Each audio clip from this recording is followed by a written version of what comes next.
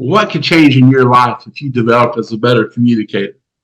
Whether you're leading your family, a team, an organization, or a church, you already know the challenges of communication and how important it is to do it effectively. Powerful communication takes more than verbal skills and mechanics. It requires connecting better through the values of relationship. We discuss those values and more today, right here on the Five Gifts Podcast. Welcome to the Five Gifts Podcast. I'm your co-host, Bruce Ritter, along with my co-host, Charles Russell. Together, we want to help Christian leaders rediscover Christ speaking and acting in the local church. Welcome back to the Five Gifts Podcast. It's great to have you with us today. Last week, Charles and I were in Waxahachie, Texas, which is just south of Dallas. And we got to sit under the leadership of two of our favorite people in the world, Dr. Wayne and Sherry Lee, along with some other leaders, some other people that are involved in the training and that we've been in for several years. We got to invite some of our friends from the Dominican Republic, three leaders that we're working with as we begin to continue to do our pastor conferences, as we look to see revival in the Dominican Republic. And so shout out to Pastor Radamés Quesada, Joel, and Eddie. Just three phenomenal men of God and leaders, not just in the local church, but to pastors in the DR. And so they're going to be coordinating with us and helping us put these conferences together. Really looking forward and anticipating what the Lord is going to do through those conferences. Our next trip is in July. Charles, what was your favorite part of our trip to Texas? Well, certainly barbecue's got to be in there somewhere. But apart from the barbecue, I think just gathering with like-minded leaders, and really our prayer times, our dedicated prayer times, passionately praying for the nations and praying for the activity of God to be intensified and be released in us and through us and into the nations was just a powerful time that I will take with me and cherish as cherished memories to look back on. Yeah. Well, not only did we learn, but we were part of the teaching team. And Charles, you presented a session on spiritual gifts. You initiated some needed prayerful reflection, and that just led into a really precious time. I just sensed the presence of the Lord come down in that moment, and I think we just lingered silently in the presence of the Lord for several minutes. Yeah. I taught a session the next day on some basic coaching skills, and then led a live coaching demo kind of on the fly, which was pretty neat.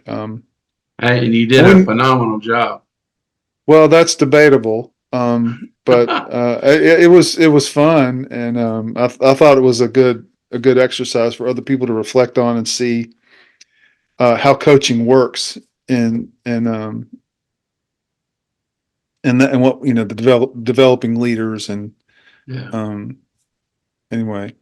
So we knew we were scheduled to teach. We found out a few days before we left for Texas. Yeah, I think so. Yeah. And I remember, I don't know about you, Charles, but I remember thinking through content, working on content. What am I going to present? And I remember preparing for my session. And again, the focus was on the content. I'm trying to nail down those memorable takeaways, some anchors that people could point to and just in the content. I put together presentation slides and spent a lot of time on that, trying to get the right look and feel and the wording. I wanted that to be really good. Anyway, the focus is on what I was communicating, the content, but there's some other factors involved in communication. It's not just what we're communicating, but how we communicate. And that's an important question to answer when you talk about effective communication. So, Charles, let's talk about the how today. How do we communicate better as leaders? Well, I think we have to come to the realization of this one idea that we're talking about in podcasts today. And it's simply this: it's that connecting increases our influence in every situation. Or another way to say that, connecting increases our leadership in every situation. So, when we come to the place that we realize as leaders, and that's what in this podcast we're trying to help our leaders, who, whether pastors or anyone who's leading in a church context at any level in any kind of situation. We're developing our leadership, and part of leading is being able to communicate. And what's true of communication is you cannot communicate effectively unless you have the ability to connect. And so being able to connect increases our leadership. So as we think about, kind of asking the how question, we're going to talk about leading and communicating on multiple levels. So, we lead kind of in one-on-one relationships and environments. We lead in smaller groups.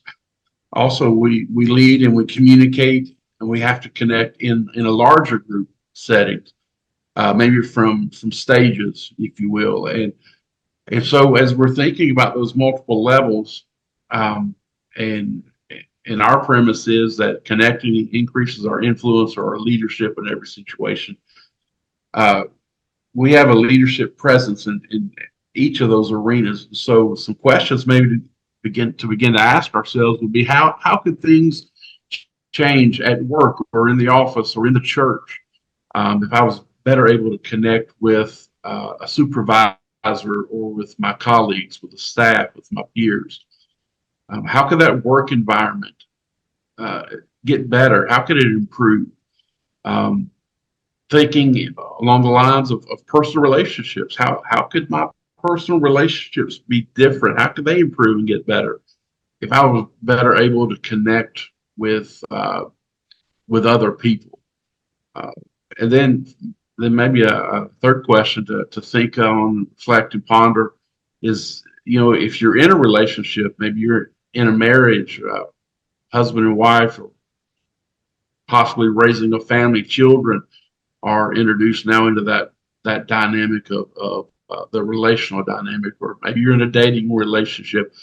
But how could those relationships differ? How could they improve if you learned how to connect better?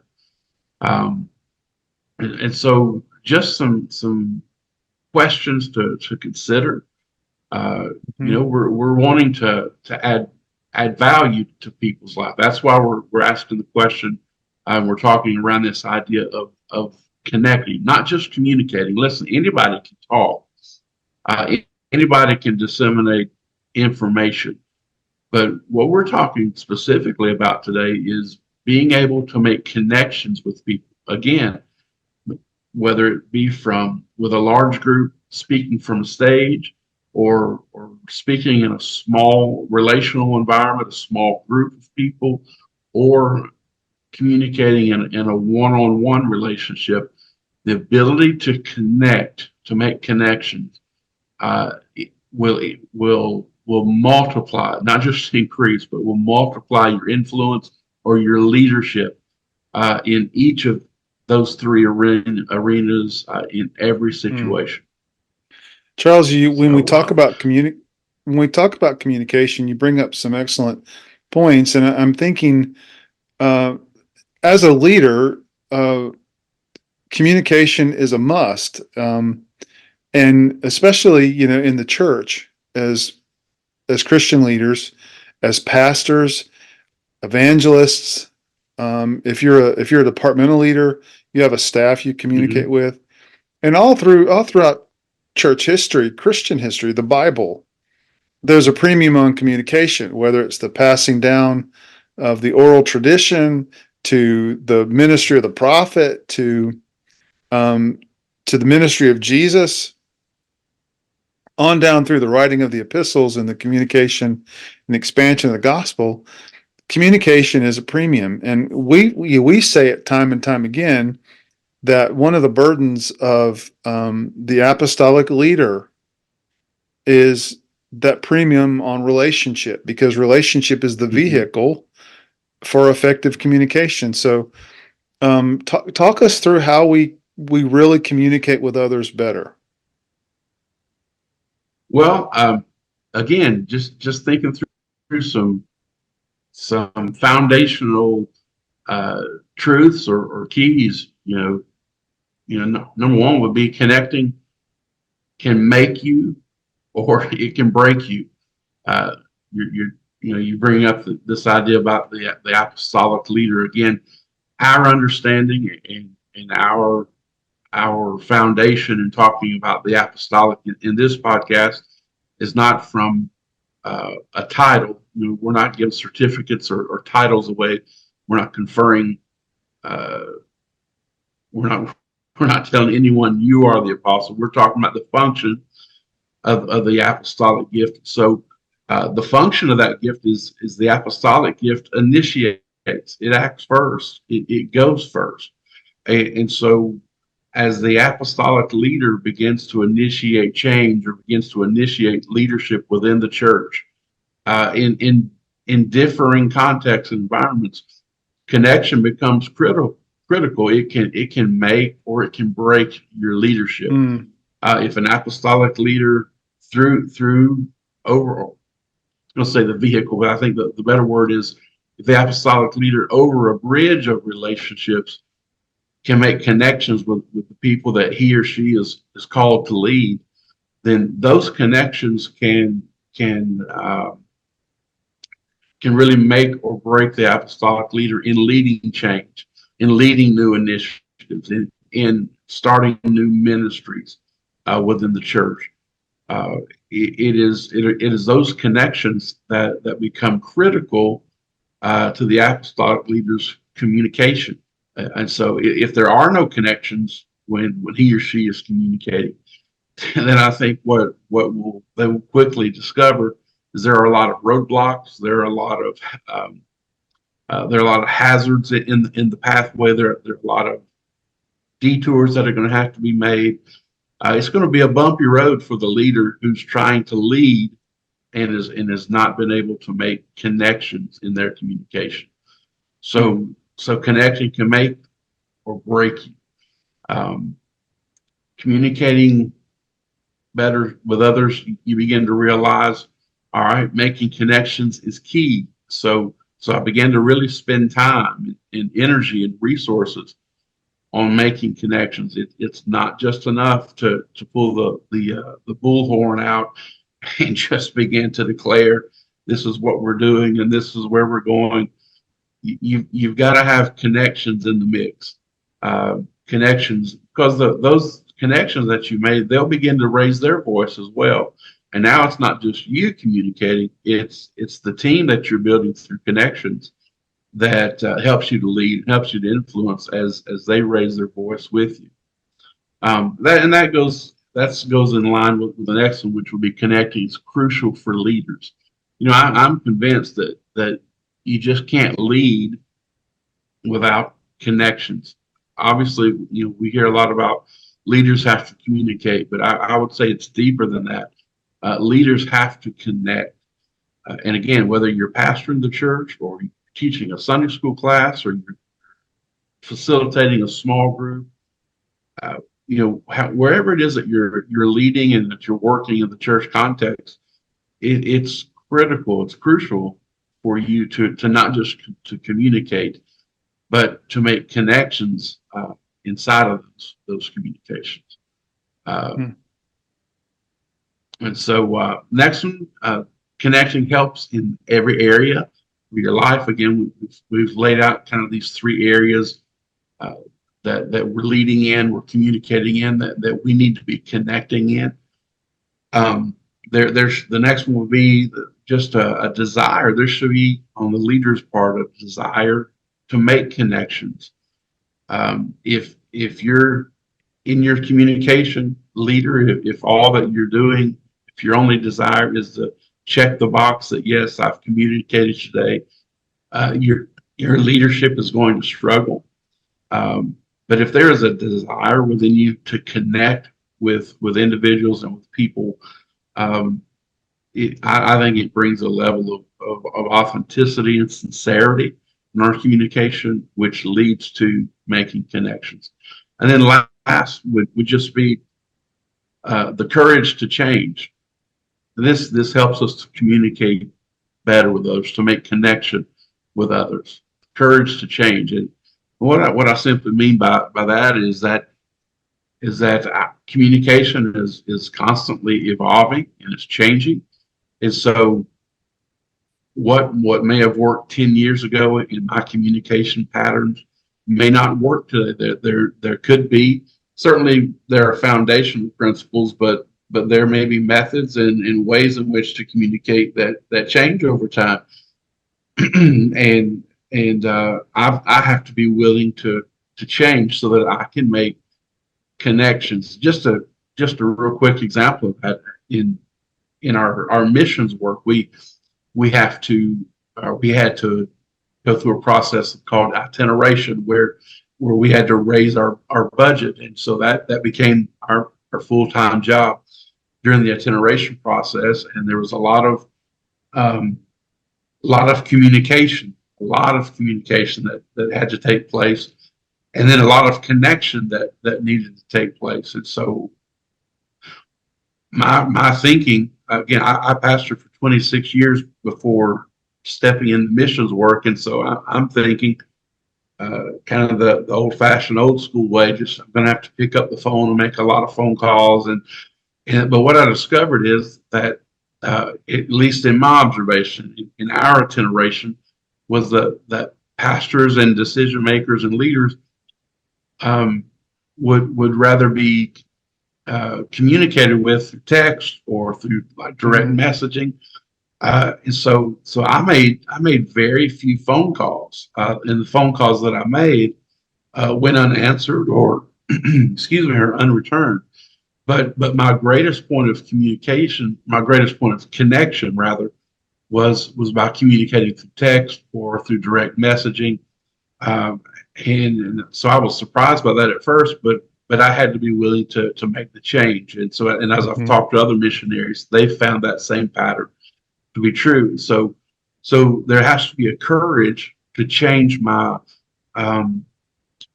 traditional communication patterns so that I'm able to make connections more and at a better rate than what my old patterns would allow me to do. So just a few ideas, a few observations to help us maybe to communicate better and connect better with people. But Bruce, what do you think about when you think about communicating with others by better connections? What are some of the qualities that for you come to mind? Yeah, I think there's a personhood you bring to your ability to connect with people. You can only connect yourself to someone else, and so being mindful of what you bring to enrich those connections. So, I guess if I thought about qualities, I think in one sense, vision, communicating vision. I don't just mean the content of vision. I mean the compelling nature of it. How do people observe that in your life? How do they see your enthusiasm about it? It's important, I think, because it helps people see not only the preferred future that you're trying to compel them to either buy into or adapt to or take ownership of and collaborate with you about. But I think vision is that sense that here's something compelling. Here's something worth investing your time in. Of course, Proverbs 29:18 is the classic verse. When we talk about where there is no revelation, the people cast off restraint. And, the idea that revelation vision gives direction. And I think when that's communicated in a compelling way, and I bring the enthusiasm to it, I think there's that level of connection. I think people can tell when you're selling them and when you're inspiring them, and Yeah, absolutely. that's so. But I think vision is an important component there. We could do a whole podcast series on vision, but in terms of Yeah. connecting with people, I think vision is crucial. I think of Joshua getting the people. I heard someone say one Hmm. time that that Moses could get the people out of Egypt, but only Joshua could teach them to march. Oh, wow. And I see him bringing the people to the edge of the Jordan and saying, "Listen, tomorrow God's going to work wonders among us." That was vision. That was visionary language, and it was compelling. It got the people moving in a direction that, um, and I think the signs that it landed. It made a connection with people on a broad scale. I mean, an entire nation moved at Hmm. that kind of vision casting. So vision is important. I think when you and I say to someone in the church that here's where we're going. Um, it's not important just because we said it. It's important because it connected with um, some some some dynamics of ownership within them that said, yeah, this is important. This is, and I honestly think when you're talking about two people that know Christ, there is that dynamic of what the Lord has put into me, He's put into them, and it resonates.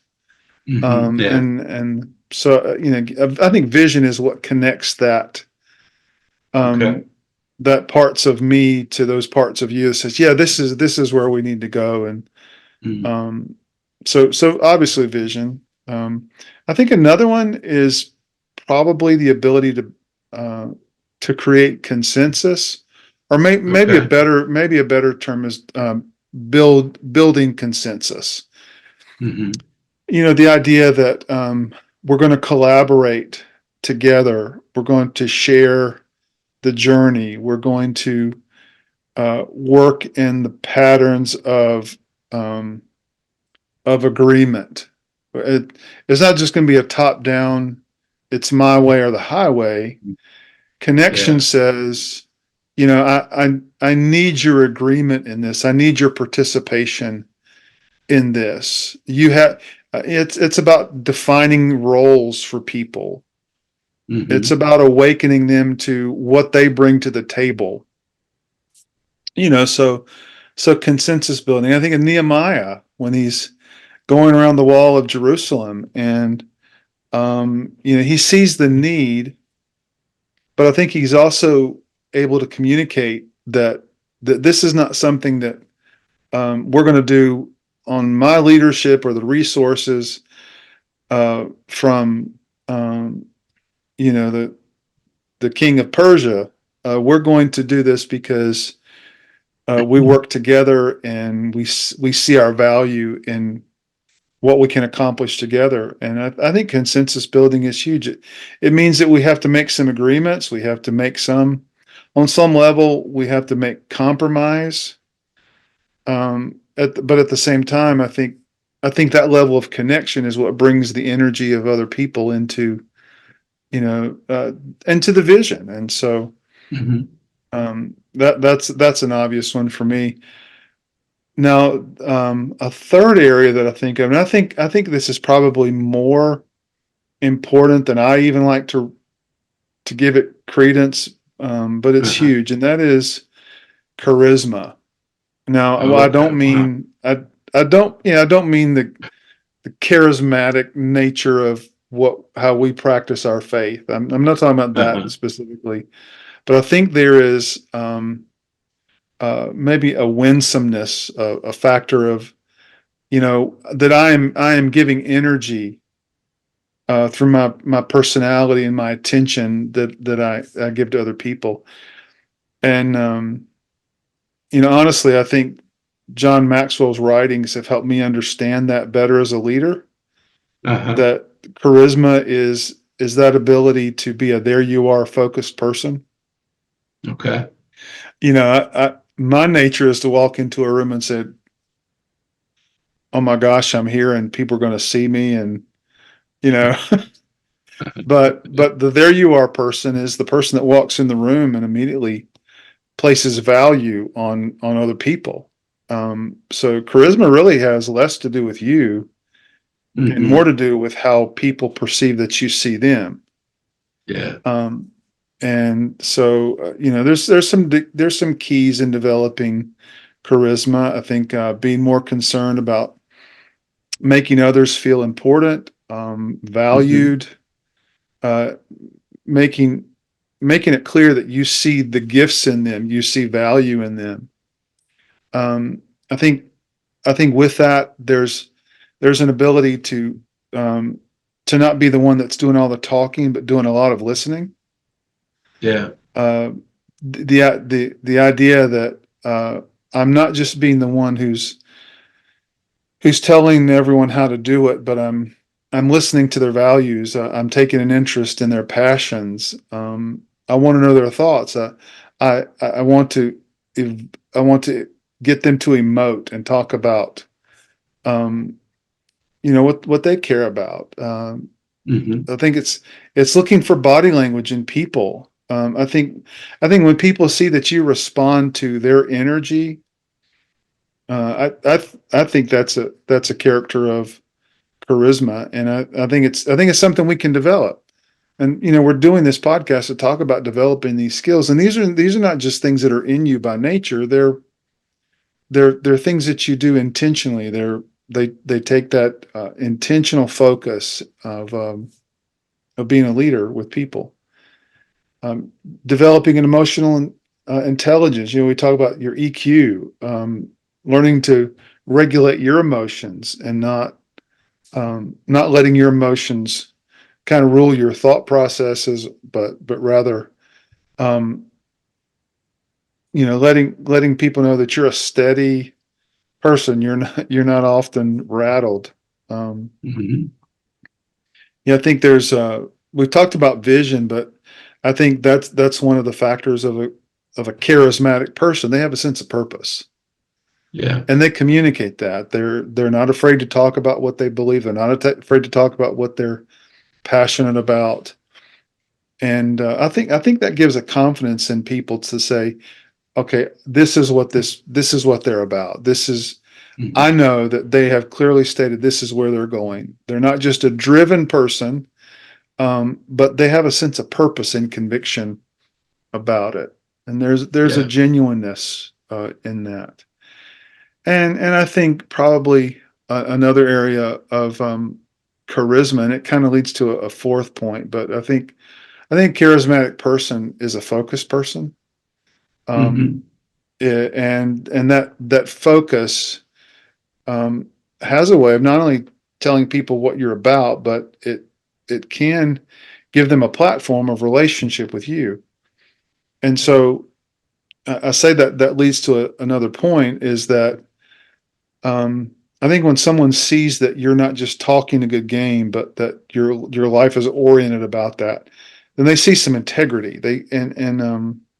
It's a quality that they can trust in you as a leader. And so trustworthiness, integrity, I think that's at least a fourth factor Hmm. into connecting with people in a way that enhances your communication. Um, it's being a solid person, a consistent person. And so it's like when someone uh, hears you in the pulpit and then you greet them in at the door, or you Hmm. you find yourself in the same line at Starbucks getting a cup of coffee, or in the checkout line at the store, Hmm. then they're able to make that connection and say, "That's not just the man in the pulpit; that's my pastor." Yeah. Yeah. I That's think I good. think that's a big shift, but Hmm. it takes trustworthiness. It takes that consistency. I think of if I think of a biblical example, and I'm always trying to relate stuff to biblical examples, but remember Samuel, and Hmm. he's the last in a long line of judges. These people that rose up in those specific seasons, those needed seasons of leadership, where it says in Judges the people were just casting off. They're just basically doing everything they wanted to do, Mhm. and there wasn't a lot of revelation. Samuel comes along, and kind of as the last of the judges, but the first of the prophets, Mhm. and he had a way of connecting with people where they trusted him, and I think there was a point that they wanted to elevate him. They wanted him to be more of an official capacity, and it was Mhm. this. I think it was the seeds of Samuel's leadership that the people said, you know what, we want a king. We not that was the most pure or noble gesture, but I think it was that example of Samuel that says we want leadership, um, and so I think Samuel, because of the way he lived his life and because he was trusted, he had integrity. I thought that really elevated him in the eyes of the people. And I think when we connect with people in a way that is authentic and trusted, that it's almost like you're building a platform not on a title but on your personhood. Wow, So those are just some things that I think of when it comes to being a better communicator. man, that was that that last statement that you made, Bruce. That's gold. We're building not on our title, but on our person, our character, upon who we are. That is so counterintuitive to what leadership is supposed to look like in our culture. That at least the ideas and the values that culture would espouse about leadership. That the titles are everything, and the power is in the titles, and the value is in the title. But man, I'm telling you that was that was strong. We're building on the personhood, uh, and not on our title. And when we as leaders take that posture to leaders to leading, to communicating, that's a natural conduit to making connections. If Yeah. if we lead from the title perspective, it just comes across as, well, you're trying to sell me, like you said earlier, or you're trying to tell me what to do. Man, I'm telling you, as a red-blooded American, I don't want to be told what to do. Yeah. I just, there's something in me when somebody just starts barking and telling me what to do. There's just something in me that rises up. There's a rebellious nature in me, and I know I'm the only one. Nobody else experiences that. But I want to do the Mm. opposite of what they're communicating. So I know for me, if you're wanting to connect with me, don't walk in the room and just start barking orders, and because that is not the way to connect with me. Just real talk. Uh, Hmm. Maybe that's something Jesus has to work out in me. but Well, but yeah, yeah. And yeah. Charles, the point is that um, I don't necessarily think that anyone communicates effectively by connection without being intentional. Hmm. I'm not saying that these are qualities that are by nature in us. I think they're developed. I think it's Yeah. the attention that we give to whether we're adapting from a Hmm. personality. Like for me, I'm deeply, woefully, painfully introverted, and so it's not my nature to be outwardly processing things. Hmm. Yeah. And so if people see that I'm withdrawn, it's not that I don't care about people. It's just that my energy is is built up by thinking. But as a Hmm. leader, I have to adapt. As a leader, I have to walk into a room and say, "There you are." As a leader, I have to walk into a room and show passion. I don't have to Yeah. conjure it up. The passion's there, Yeah. but I have Sure. to show it. You know what I mean? Hmm. And so, I think of all the different ways that we have to communicate with people. As a leader, you're just constantly in that mode of communicating, and you Mhm. communicate to different kinds of people, different groups of people.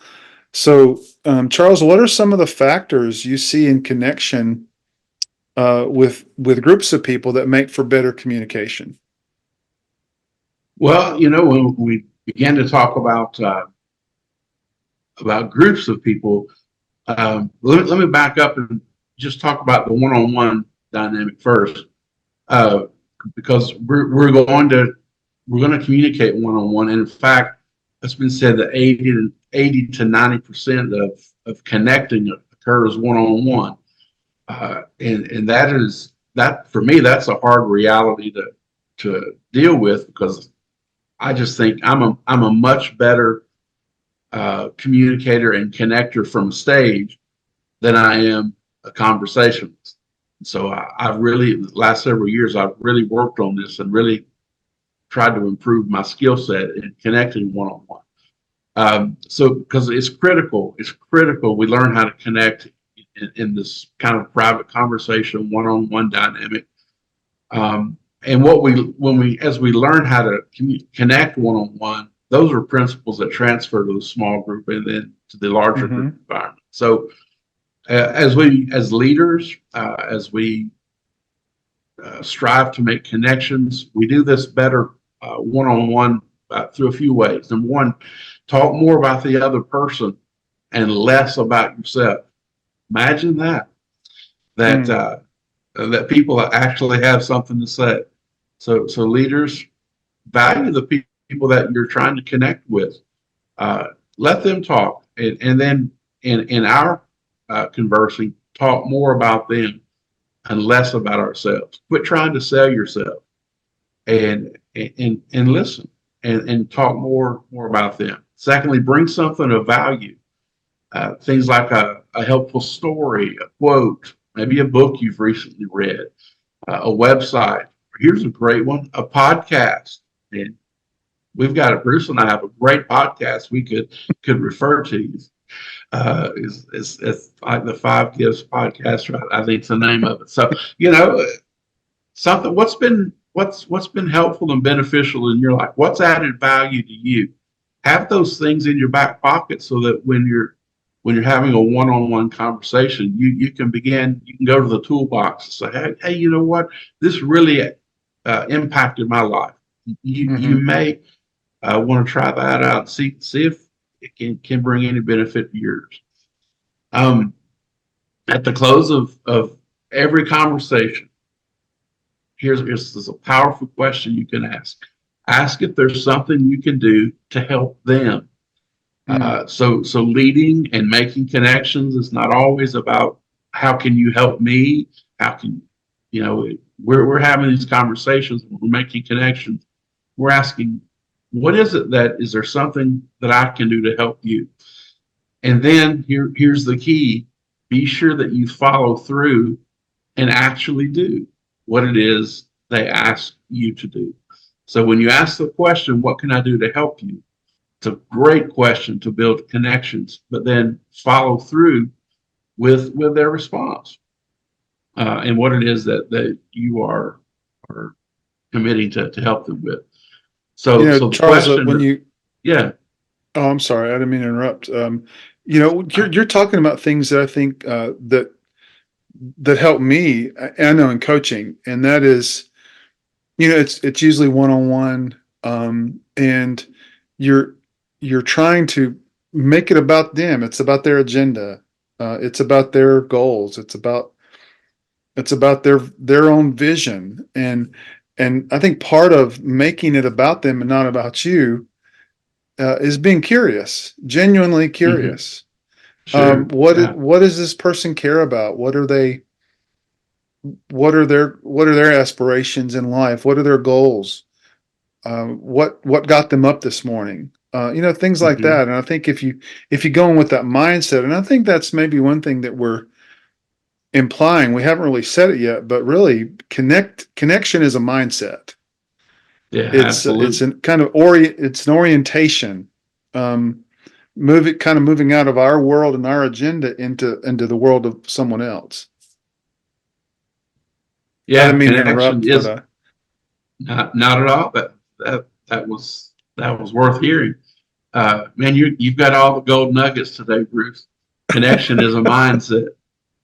Uh, Absolutely. So here's a question to reflect on. Hopefully, after you listen through this podcast and kind of process, here's a question uh, for our listeners and our viewers to kind of think through. After we've talked about how to connect one on one, how to make connections one on one, what are we going to do to increase our ability to connect one on one? So I just encourage you to go back through and listen to some of these tips we're talking about, and is there anything in there that we're suggesting today that you can begin to implement to mm, increase your ability to connect one on one? Because I promise, if you can grow in that skill of making one on one connections, your leadership, your influence is going to skyrocket. So really hone in that one on one skill development. So let's talk about just for a moment connecting in a group. So in a smaller group setting. In order to connect in a group, it's going to require us to take initiative with the people in the group. And so how can we do this? A few ways to begin to take initiative with the people in the group is by looking for ways to compliment people in the group for their ideas and actions. Um, you know, I hear a lot of people talk about, they like on social media, they don't post a lot or they don't uh, they don't interact with other people's posts or comments. And so they're just kind of a silent presence in the social media world. They're consuming a lot of the posts, consuming a lot of the material, but not interacting with it. And uh, listen, I'm no social media expert, but that's a way that we can begin to build relationships is through our interactions on social media. But when we look at the medium of human interaction, when we're together in a small group, if someone makes a good comment, if someone has a good idea, presents a good idea, or does something that's actionable, that's powerful and dynamic, don't let that opportunity pass. Give that person a compliment. Um, affirm their ideas, affirm their actions with some kind of verbal praise and verbal compliment. People enjoy being complimented on things where they are excelling at. And so, if you're a leader and you're leading, you're interacting in a smaller group of people, or you're trying to make connections in a smaller group of people, a great way to begin doing that is to compliment others for their ideas, for their actions. Another way, look for ways that you can add value to the people in the group. And so again, in the one-on-one scenario, we talked about bringing some websites or podcasts or books that have impacted your life. Kind of the same approach can work in the small group setting as well. Where are ways that you can add value to the group? It may mean if you're more of an introvert, it may mean looking for areas to lift your voice. As introverts, we tend to think more. Certainly, we have kind of those private conversations in our heads. We think through scenarios and ideas. So you may have thought through something that the group has yet to think of, and so look for those opportunities to not just think, but now to lift your voice and bring your thinking to the group. A great way to add value. So there's a multiplicity of ways, but just begin to look for ways that you can add value to the people in the small group.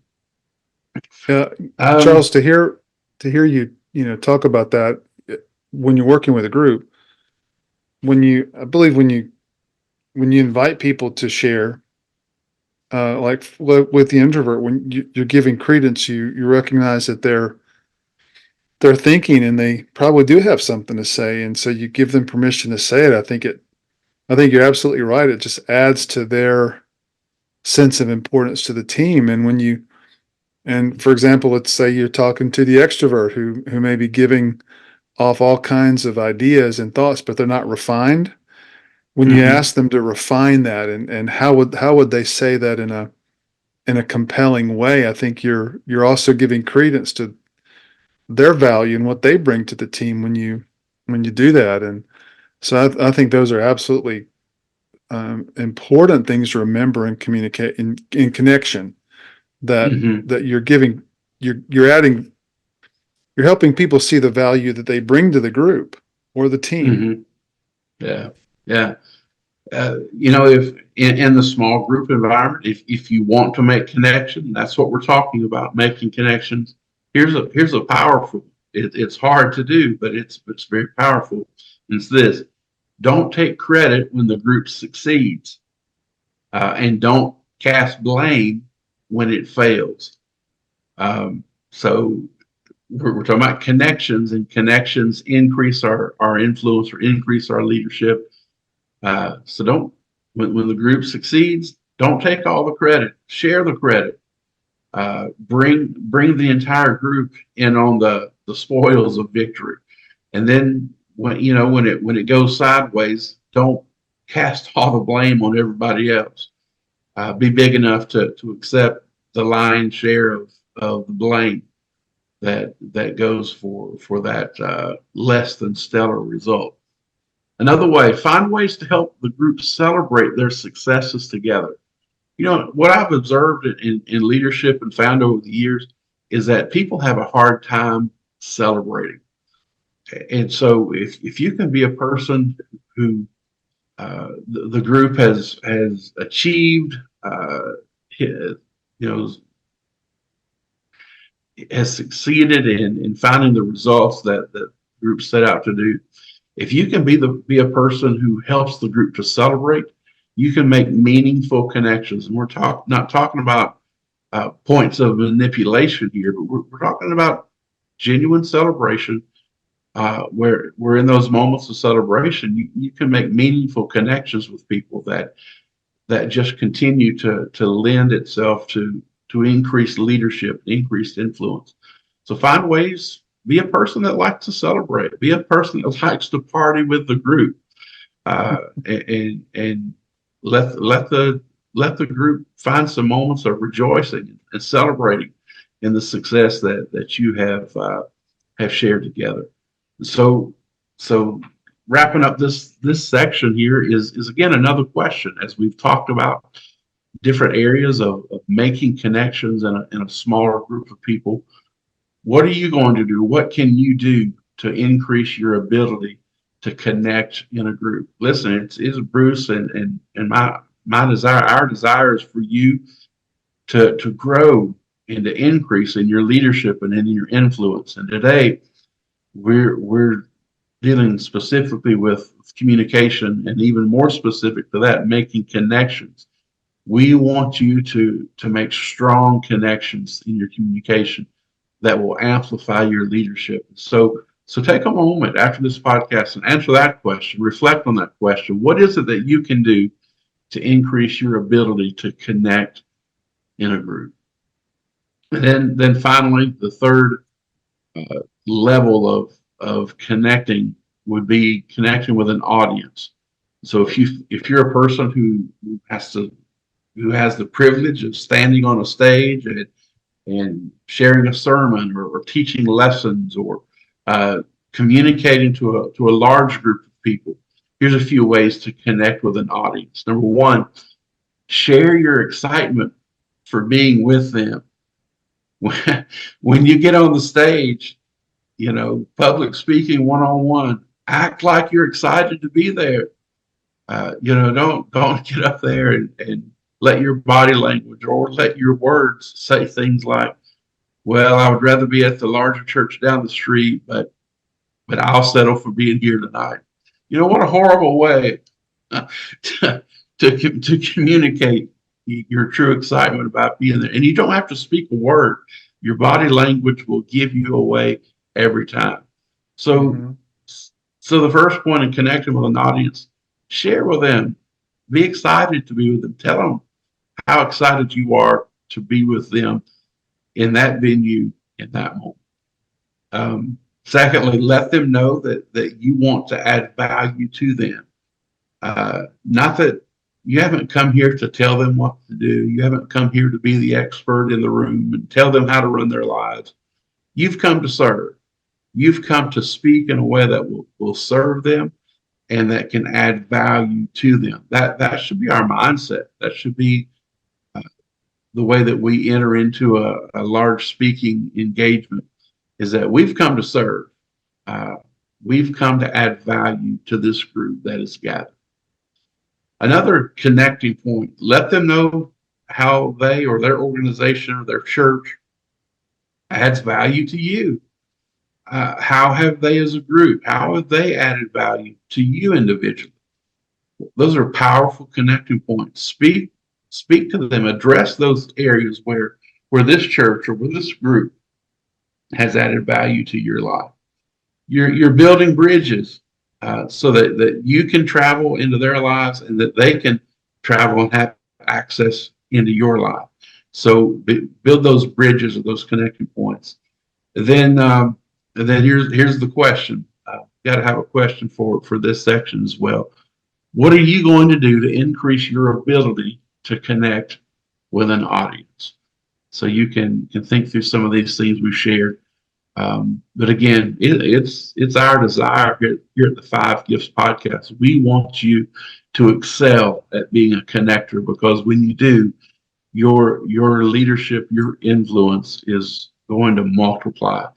And it's just amazing that through the act of communication and through the skill of making connections, it can have as deep an impact on our leadership as it does.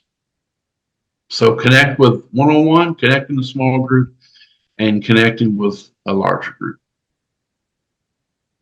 Charles, these are all excellent points, and I think they recognize that connection is going to happen on multiple levels, just like communication happens on multiple levels, and that you're going to be in front of crowds, you're going to be speaking with focus groups, but you're always have the responsibility of making those meaningful connections one to one.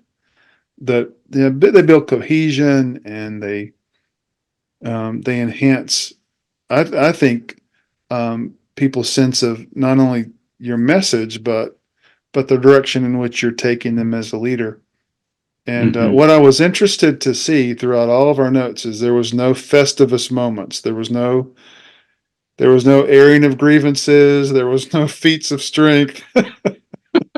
these these were all positive and uplifting, and looking for ways to add value to people rather than tear them down. Yeah, absolutely. I think that's always a good approach. Build people up. Don't tear them down. Yeah, yeah. Uh, fantastic discussion today, and we're going to continue this theme next week, I believe, as we talk about Yeah. some other factors of good communication as a leader. And we look forward to seeing you on the Five Gifts podcast next week. Please make sure you check some of our show notes below. We have opportunities for enhancing your leadership. Charles and I both have websites that are geared toward investing in leaders. And you're going to hear some exciting announcements in the next few weeks, I believe, about some stuff that we're adding to be of service to our listeners. Make sure you like or subscribe, hit like buttons where you see them. Leave comments in comment sections below, whether it's YouTube or Facebook. We want to know how you're responding to the material. You can also contact us personally through email, and we'll be happy to respond to you. Charles, any thoughts before we say goodbye for today? Yeah, just praying that you make great connections this week. Praying that your leadership multiplies.